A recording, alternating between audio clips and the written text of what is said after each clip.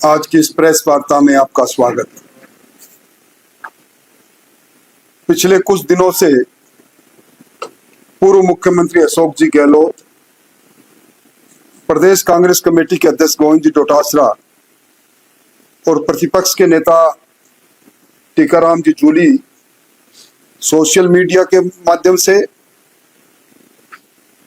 और अन्य समाचार पत्रों के माध्यम से कई मुद्दे लगातार उठा रहे हैं।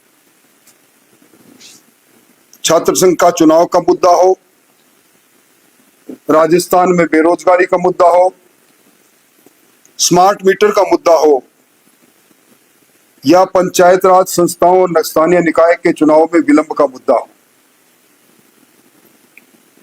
पंचायत राज संस्थाओं और स्थानीय निकाय के चुनाव कांग्रेस ने जिस प्रकार कराए थे, भूतो न भविष्यते।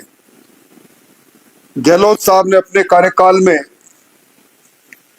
पंचायत राज संस्थाओं के चुनाव 18 जनवरी 2020 को प्रारंभ किए थे और अलग अलग चरणों के अंदर दिसंबर 2021 तक उनको पूरा किया था। अपनी सुविधा के अनुसार पंचायत राज संस्थाओं के चुनाव में जनप्रतिनिधि का बाड़ाबंदी जब पूर्ण हो जाती और उसके बाद जब उनको ये कहता कि निश्चित हो जाता कि वो जीत कांग्रेस की निश्चित हो सकती है, तब वो चुनाव कराते थे। 23 महीने लगातार आज संविधान की दुहाई देकर पंचायत राज संस्थाओं के चुनाव पर सवाल उठाने वाली कांग्रेस ने अपने कार्यकाल में 23 महीने अलग अलग चरणों में चुनाव कराए थे।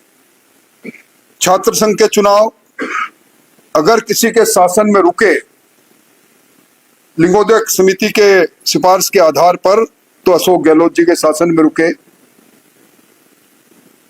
और विद्यार्थियों के बेरोजगारों के अरमानों को जिस प्रकार लूटा गया, चाहे नौकरी की लूट हो, चाहे परीक्षा प्रश्न पत्रों की चोरी हो, चाहे पेपर लीक हो, एक रिकॉर्ड बना।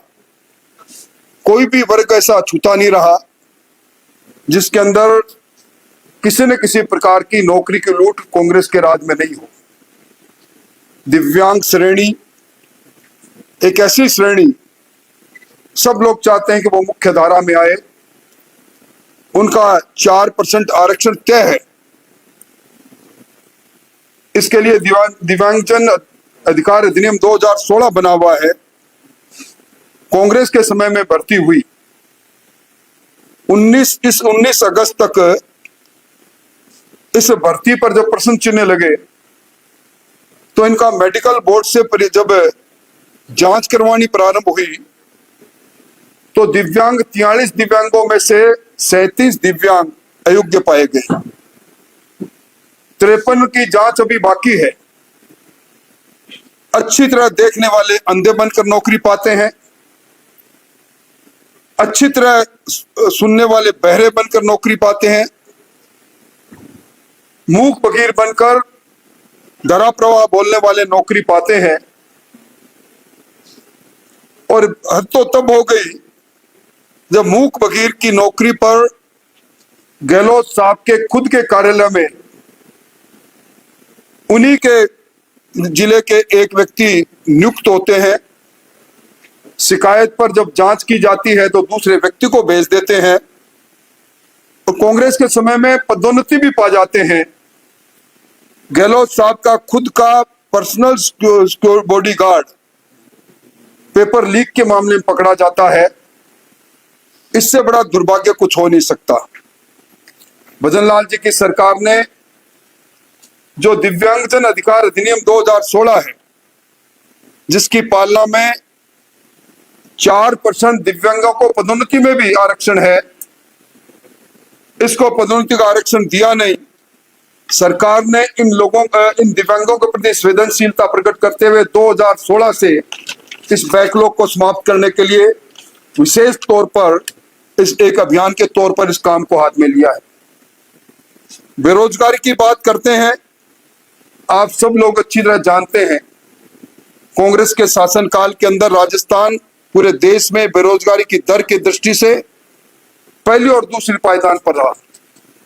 32 से 32.5% बेरोजगारी कांग्रेस के शासन में रही और आज बेरोजगारी दर में राजस्थान नीचे के पायदान से तीसरे नंबर पर है। 19 परीक्षाओं में 17 पेपर लीक हो जाना, नेटबंदी के अंदर जम्मू कश्मीर के बाद कांग्रेस के समय में सर्वाधिक नेटबंदी राजस्थान में हुई। एफआईआर 132 दर्ज हुई इस मामले में। और इस पेपर लीक और रीट की चीट में सबसे बड़ी किरदार भूमिका थी, वो थी राजीव गांधी स्टडी सर्किल की। उन्हीं के अध्यक्ष तत्कालीन जो माध्यमिक शिक्षा बोर्ड के अध्यक्ष थे प्रोफेसर डीपी जारोली, उनको बर्खास्त इसी अशोक गहलोत जी की सरकार ने इस नाते किया था कि उनकी अगुवाई में राजीव गांधी स्टडी सर्किल के लोगों ने मिलकर पेपर चोरी किया था। अब इसी 20 अगस्त को गहलोत साहब ने राजीव गांधी स्टडी सर्किल का एक कार्यक्रम दिल्ली में किया और दिल्ली में सोनिया गांधी जी को बुलाने की उन्होंने भरसक कोशिश की। ये इतर बात है कि वो नहीं आई, पर तार कहां से कहां तक जुड़े हुए थे ये इस बात से सिद्ध होता है। मैं समझता हूं कि 132 एफआईआर के अंदर जो भजनलाल जी की सरकार के समय में दर्ज हुई 356 गिरफ्तारी हो जाने और आरपीसी के बाबूलाल कटारा, रामूराम रायका की गिरफ्तारी और एसआई में 122 लोगों की गिरफ्तारी, उसमें 61 जो खुद सिलेक्शन जिनका हो गया था उन सब इंस्पेक्टर की, प्रशिक्षित सब इंस्पेक्टर की गिरफ्तारी। 6 याचिकाएं हाईकोर्ट के अंदर सेकंड ग्रेड टीचर के उस मामले के जब एसआईटी जांच कर रही थी तब दर्ज हुई, सारी याचिकाएं खारिज हुई। आज भी 3970 परिवार एसआईटी जो गठित हुई है एसओजी को उसके पास लंबित है। 2 यूनिवर्सिटी में जो जिन्होंने एक तरह से फर्जी डिग्री बांटने का कारोबार कर रखा था, उसमें रजिस्ट्रार सहित 15 लोगों की गिरफ्तारी और ओपीएस यूनिवर्सिटी को भविष्य में प्रवेश लेने पर प्रतिबंध। इसको कहते हैं पारदर्शिता तरीके से परीक्षाओं का आयोजन करा के हक का, नौजवान का हक सुरक्षित रखना। और इसी का परिणाम रहा तबाड़तोड़ कार्रवाई के और बिना पर्ची बिना खर्ची के भजनलाल जी की सरकार ने जो काम किया उसी का परिणाम रहा कि 280 परीक्षाएं हो गई और उसमें किसी प्रकार की कोई पेपर लीक नहीं। ये पहली सरकार है जिसने 2 साल का लगातार कैलेंडर भर्तियों का एक साथ जारी किया है। 6 लाख निजी क्षेत्र में और 4 लाख सरकारी क्षेत्र में जो भर्ती का संकल्प पत्र में के अंदर जो भारतीय जनता पार्टी ने कहा था उस ओर सरकार आगे बढ़ रही है। इन 1.5 वर्षों में 75,503 भर्ती हो चुकी है। 41,219 परीक्षाएं हो चुकी है जिनका परीक्षा परिणाम आना बाकी है और 99,330 भर्तियों के विज्ञापन जारी हो गए हैं। ये पारदर्शी तरीके से बात है। आजकल स्मार्ट मीटर पर कांग्रेस कई प्रकार के वक्तव्य दे रही है, आंदोलन की बात कर रही है। खुद अशोक गहलोत जी के शासनकाल के अंदर स्मार्ट मीटर लगना राजस्थान में प्रारंभ हुआ था। 5,50,000 मीटर लग चुके थे। कांग्रेस के मंत्री खाचरियावास जी बहुत बोलते हैं, शायद उस समय उनको याद नहीं होगा, उन्हीं की सरकार का फैसला था स्मार्ट मीटर लगाने का। 15 जुलाई 2019 को अजमेर डिस्कॉम में, 1 अगस्त 2019 को जोधपुर और जयपुर डिस्कॉम में इन्होंने स्मार्ट मीटर लगाने की मंजूरी दी। और उसके बाद जब आरडीएसएस योजना प्रारंभ हुई तो भारत सरकार को एमओयू करके और इन्होंने स्मार्ट मीटर लगाने के लिए गहलोत सरकार के समय में 21 मार्च 2022 को कैबिनेट में फैसला करते हैं गहलोत सरकार स्मार्ट मीटर लगाए जाएंगे और 16 जनवरी 2023 को गहलोत सरकार के समय में स्मार्ट मीटर लगाने के लिए स्टैंडर्ड बिडिंग होती है, डॉक्यूमेंट तैयार होता है और 10 निविदाएं जारी की जाती है अलग अलग डिस्कॉम की। 10 साल का कॉन्ट्रैक्ट किया जाता है। 27 महीने में स्मार्ट मीटर लगाने के लिए समय दिया जाता है। 93 महीने का ओंडम दिया जाता है और इसके पीछे साथ ही ये लिख के दिया जाता है कि हम टीएनडी लॉस में 12 से 15% कम करेंगे।